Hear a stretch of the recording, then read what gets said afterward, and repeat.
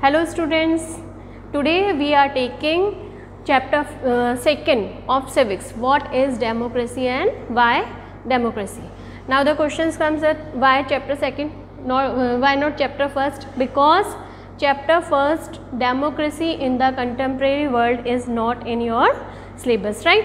तो कई बुक्स ऐसी हैं, न्यू बुक्स जो है उसमें चैप्टर फर्स्ट दिया हुआ ही नहीं है. ये जो चैप्टर सेकेंड है what is democracy why democracy ही आपका चैप्टर फर्स्ट वहाँ पे है, ठीक है. तो और जो अपडेटेड सिलेबस है सीबीएसई की तरफ से उसमें फर्स्ट चैप्टर है what is democracy why democracy. Second chapter है आपका constitutional design. In constitutional design south Africa's part is deleted, right. जो साउथ अफ्रीका में कॉन्स्टिट्यूशन वाला जो एग्जाम्पल दिया गया है वो इसमें डिलीट हो चुका है.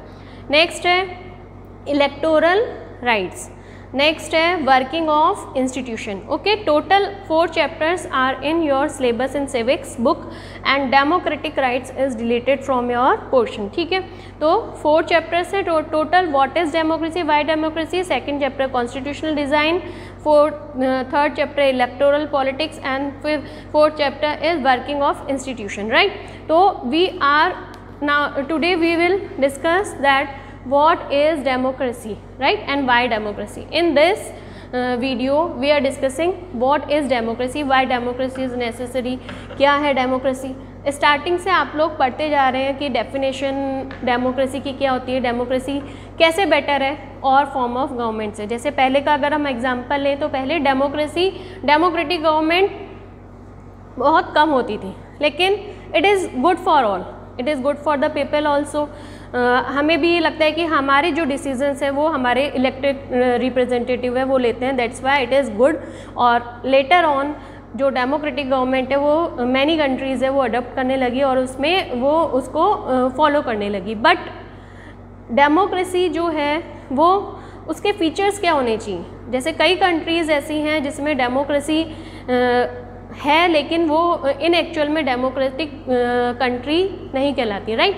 तो first of all what is the simple definition of democracy, right. तो democracy is a form of government in which the rulers are elected by the people, ठीक है. This is the simple definition of democracy. जिसमें leaders हैं उनको कौन elect करता है, हम इलेक्ट करते हैं. वोटिंग होती है, जैसे अभी इलेक्शंस हुए थे, नरेंद्र मोदी हैं वो प्राइम मिनिस्टर बने, आपको पता है आपके मदर फादर हैं उन्होंने वोट दिया होगा, राइट. तो हमें वोटिंग का राइट होता है, हम अपने रिप्रेजेंटेटिव हैं वो चूज़ करते हैं. Those representative take decisions in behalf of us, ठीक है. वो हमारे बिहाफ में डिसीजन लेते हैं, हमें रिप्रेजेंट करते हैं, राइट. तो वो हमारे बिहाफ में डिसीजन लेंगे, दैट इज़ डेमोक्रेसी. तो democracy is a form of government in which the rulers are elected by the people. अब डेमोक्रेसी के अलावा और कौन कौन सी गवर्नमेंट होती है, ठीक है. कौन सी गवर्नमेंट है जो और हो सकती है, जैसे ऑटोक्रेसी हो गया, डिक्टेटरशिप हो गया, मिलिट्री रूल हो गया, ठीक है. इसमें जो पीपल्स का रोल होता है वो बहुत कम होता है और कई जगह ऐसी होती है जहाँ पे बिल्कुल नेगेटिव, मतलब बिल्कुल भी रोल उनका नहीं होता है, कोई डिसीज़न वो नहीं ले पाते हैं. जैसे मैं इसमें एग्जांपल दिया था, army ruler of Myanmar elected by the people but the decisions are not taken by the people, ठीक है. तो ये डिफरेंस होता है डेमोक्रेसी में और अदर फॉर्म ऑफ गवर्नमेंट में. So democracy is a better form of government in compare to others. Now we will discuss the features of democracy. First feature is major decisions by elected leaders. Second, free and fair electoral competition. Third, one person one vote one value, and the fourth one is rule of law and respect of right. In this video we will discuss these 4 features. They are very important. ये features ही हमें बताते हैं कि democracy तो है country में, लेकिन वो रियल में डेमोक्रेसी है या नहीं. अगर हम कंपेयर करें कहीं पे किसी कंट्री में बताते हैं कि हाँ ठीक है हमारे यहाँ पे डेमोक्रेसी तो है, लेकिन वो उसके जो चारों फीचर्स हैं वो फॉलो किए जा रहे हैं या नहीं किए जा रहे हैं, that's depend on that is successful democratic country है या नहीं है. जैसे इंडिया है, इंडिया का आपको मैं एग्जांपल दूँ. इंडिया जब इंडिपेंडेंट हुआ था, राइट, तो उसमें डेमोक्रेसी एस्टेब्लिश करना जो हमारे फ्रीडम फाइटर्स थे उनके लिए एक बहुत बड़ा चैलेंज था. और जो क्रिटिक्स थे, मतलब जो आलोचना करते हैं, क्रिटिक्स हैं, उन्होंने ये चीज़ बोली थी कि it is a very big Gamble for the Indian leaders, ठीक है, ये एक बहुत बड़ा जुआ खेल रहे हैं कि इतनी बड़ी कंट्री जिसकी कंडीशन ब्रिटिशर्स ने बहुत ज़्यादा ख़राब कर दी थी, वर्स्ट कर दी थी, और उस टाइम पे बहुत पुअर कंट्री था, उसमें डेमोक्रेसी एस्टेब्लिश करना it is not possible, not at all possible. और आजकल अभी तक हम देख रहे हैं कि ये एक सक्सेसफुल डेमोक्रेटिक कंट्री है इंडिया, राइट। तो ये फीचर्स हमारे को डिस्क्राइब करेंगे कि हम एक डेमोक्रेटिक कंट्री के लिए क्या क्या एसेंशियल है, राइट। तो we will discuss first feature of democracy, that is major decisions by elected leaders, ठीक है। जो हमने इलेक्टेड कर दिए, लीडर्स तो इलेक्ट कर दिए, but if they can't take any decision, तो what is the use of that leader, ठीक है। अगर वो लीडर्स हमारे बिहाफ में वो डिसीज़न नहीं ले पाते, they are not free to take any decision, then there is no mean of democracy. हमने जो इन लीडर्स को इलेक्ट किया उनका कोई भी यूज़ नहीं होगा, राइट। जैसे इसमें एग्जाम्पल दिया है, in Pakistan general Pervez Musharraf lead a military coup in October 1999, ठीक है। He overthrew a democratically elected government and declared himself the chief executive of the country. उसने क्या किया, जो इलेक्टेड गवर्नमेंट थी उसको हटा के अपना जो रूल है वो इस्टेब्लिश कर लिया। कब कर लिया था? 1999 में। लेटर ही change the designation to president. 2002 में उसने अपने आप को क्या बना दिया, वहाँ का प्रेसिडेंट बना लिया। उसके बाद उसने 2002 में एक लीगल फ्रेमवर्क ऑर्डर है वो किया, जिससे जो legal framework according to this order the जो प्रेसिडेंट थी उसने जो नेशनल असेंबली, नेशनल और प्रोविंस असेंबली थी उसकी जो पावर्स हैं उसको क्या कर दिया, अपने हाथ में ले लिया, उनको डिक्रीज़ कर दिया और सारे डिसीजंस कौन लेने लग गया, जनरल परवेज़ मुशर्रफ, ठीक है। तो इसमें कुछ डेट्स हैं जो आपको याद रखनी है कि 1999 में उसने मिलिट्री कोप वो इस्टेब्लिश किया था, ठीक है। 2002 में वो प्रेसिडेंट बन गया था, 1999 में नहीं बना था, 2002 में प्रेसिडेंट बना था, राइट। उस और लीगल फ्रेमवर्क ऑर्डर है वो उसने कब पास किया था, 2002 में। उसके अंडर लीगल फ्रेमवर्क ऑर्डर में उसमें क्या हो गया था, सारी पावर्स उसके हाथ में आ गई थी, राइट। तो इससे क्या हुआ, इलेक्टेड लीडर्स तो थे, लोगों ने उनको इलेक्ट तो किया था, but they can't take any decision, वो कोई भी डिसीजंस नहीं ले पाते थे। सारे डिसीजंस कौन लेता था, मिलिट्री लेती थी, ठीक है, मिलिट्री लेती थी उस जितने भी डिसीजंस है। तो बोलने में तो ये था कि हाँ पाकिस्तान में डेमोक्रेसी है, but the elected leaders can't take any decision, that is कि जो फर्स्ट फीचर है वो उसको कंप्लीट नहीं कर रहा था। तो in real that is not democracy. तो इसके फीचर में अगर आपका 5 मार्क में जैसे क्वेश्चन आता है तो आपको पाकिस्तान का एग्जाम्पल देना है। तो first feature, in a democracy the final decision making power must rest with the elected leaders. तो जो फाइनल डिसीजन मेकिंग पावर है वो किसके हाथों में होनी चाहिए, जिन लीडर्स को हमने इलेक्ट किया है, ना कि और किसी के हाथ में, राइट। नेक्स्ट आपका फीचर आता है free and fair electoral competition. जो भी इलेक्टोरल कॉम्पिटिशन होते हैं वो फ्री एंड फेयर होने चाहिए। जितनी भी पार्टीज़ हैं, ठीक है, जितनी पार्टीज़ हैं, जैसे 4-5 पार्टीज़ हैं वो इलेक्शन लड़ रही है, ठीक है, तो उनके पास चांस होना चाहिए, सबके पास चांस होना चाहिए कि वो अभी उनकी गवर्नमेंट बनी तो वो नेक्स्ट इलेक्शन में हो सकता है वो हार जाएं, ठीक है, नेक्स्ट इलेक्शन में वो जीत जाएं। तो उनके बीच में जो कंपटीशन होना चाहिए वो फ्री एंड फेयर होना चाहिए। ऐसा नहीं है कि कोई एक पार्टी है वो हमेशा जीतती रहे। इसमें एग्जाम्पल दिया है मैक्सिको का, जैसे मैक्सिको की PRI पार्टी का एग्जाम्पल सबसे बेस्ट एग्जाम्पल है, आपको वही एग्जाम्पल देना है। जैसे PRI party institutionally revolutionary party, बिल्कुल उल्टा करके है इसमें, PRI इंस्टीट्यूशनली रिवोल्यूशनरी पार्टीज़ के फुल फॉर्म उल्टा करके है।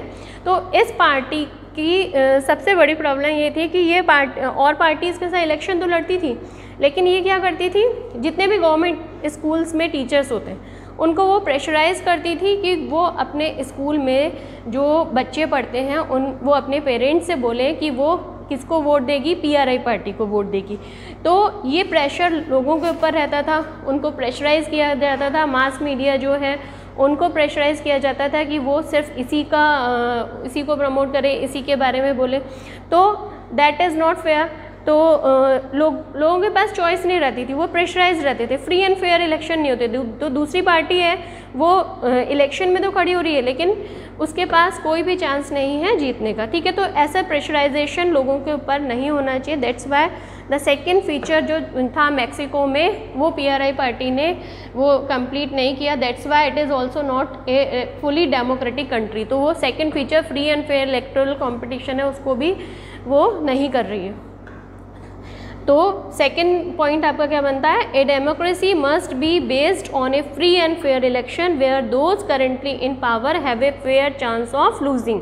ऐसा नहीं है कि जो मोदी है वो अभी प्राइम मिनिस्टर है तो नेक्स्ट इलेक्शन में भी मोदी ही रहेंगे और उसके बाद जो है वो भी उसमें मोदी रहेंगे। हो सकता है कोई और अच्छी पार्टी आ जाए, तो वो ये हमारे ऊपर डिपेंड करता है, लोगों पे ऊपर डिपेंड करता है कि वो किसको चांस देना चाहते हैं, उनकी परफॉर्मेंस पे डिपेंड करता है, राइट।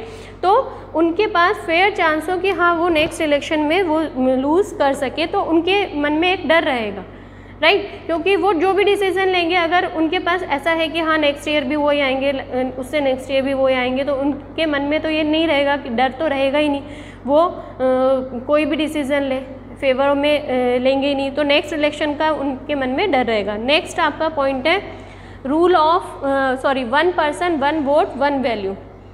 मतलब एक पर्सन है वो उसका एक ही वोट हो, उसकी वैल्यू भी एक ही हो। ऐसा नहीं है कि कोई रिच पीपल हैं, रिच लोग हैं तो उनको 2 वोट देने का राइट होगा, या कोई और है तो जो पुअर सेक्शन के लोग हैं उनको वोटिंग का राइट नहीं होगा। All are equal, poor section, rich section, educated है, अनएजुकेटेड है, everyone have right to vote. तो 1 पर्सन 1 वोट 1 वैल्यू, इसमें आपको एग्जांपल दिया है सऊदी अरबिया का। जैसे सऊदी अरेबिया में womens don't have right to vote, ठीक है, वहाँ पे वुमेन्स को वोटिंग का राइट नहीं है। Why? In democracy everyone has right to vote, that's why it is not a democratic feature, right. Estonia has made its citizenship rules in such a way that people belonging to Russian minority find it difficult to get the right to vote। तो minority में जो Russians थे उनको voting का right नहीं था।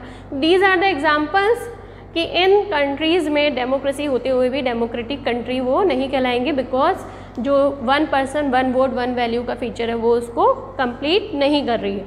Next आपका आता है rule of law and respect for rights. जो फंडामेंटल राइट्स होते हैं हमारे उनका रिस्पेक्ट हो, लॉज जो हमारे लिए बनाए जाते हैं, जैसे हमारा जो कॉन्स्टिट्यूशन है वो फॉलो हो अच्छे से। हमारा जो कॉन्स्टिट्यूशन है, इंडियन कॉन्स्टिट्यूशन, वो बना था स्टार्टिंग से, उसको इतना अच्छे से फॉलो किया जा रहा है। कई जगह कई कंट्रीज़ होती है वो कॉन्स्टिट्यूशन एक बुक की तरह होता है, उसको बस उठा के रख देता है और उस रूल्स को फॉलो नहीं किया जाता है, ठीक है। तो इसमें ज़ानू PF जो है उसका एग्जाम्पल दिया गया है। जिम्बाब्वे जब इंडिपेंडेंट हुआ था तब वहाँ पे एक पार्टी थी ज़ानू PF, उसका जो लीडर था उसका नाम था रॉबर्ट मुगाबे, ठीक है। आफ्टर इंडिपेंडेंस वो पार्टी ने लीड किया, राइट। उसके बाद वो लोगों को प्रेशराइज़ करने लगी कि हाँ जब भी इलेक्शन होते हैं कि वो ही पार्टी विन करेगी। लोगों को प्रेशराइज़ किया गया, उनके राइट्स को, उनका जो राइट्स है उनको वो नहीं दिए गए, और काफ़ी ज़्यादा मतलब उनको प्रेशराइज़ किया गया कि नहीं और पार्टीज़ हैं उनको वोट नहीं देना है, सिर्फ इसी पार्टी को वोट देना है, ठीक है। तो ये फीचर्स हैं वो उसको कंप्लीट नहीं करता है, ठीक है। तो जिम्बाब्वे में इस फीचर को भी फॉलो नहीं किया जाता है। That's why it is also not a democratic country. मतलब in respect to features of the democracy, अगर हम फीचर्स देखें डेमोक्रेसी के तो इन कंट्रीज़ को हम फुली डेमोक्रेटिक कंट्री नहीं कह सकते। डेमोक्रेटिक कंट्री वही होगी जो इन फीचर्स को फॉलो करेगी। ये चारों फीचर्स आपको अच्छे से याद करने हैं। आपको जो 5 मार्क का क्वेश्चन होता है, बड़ा क्वेश्चन आता है, जैसे what is the definition of the democracy and write down the features of the democracy. ये चारों फीचर्स देने हैं और चारों फीचर्स देने के बाद उन कंट्रीज़ का आपको एग्जाम्पल देना है। In next video we will discuss why democracy. In this we will discuss that what is the merits and demerits of the democracy. Thank you.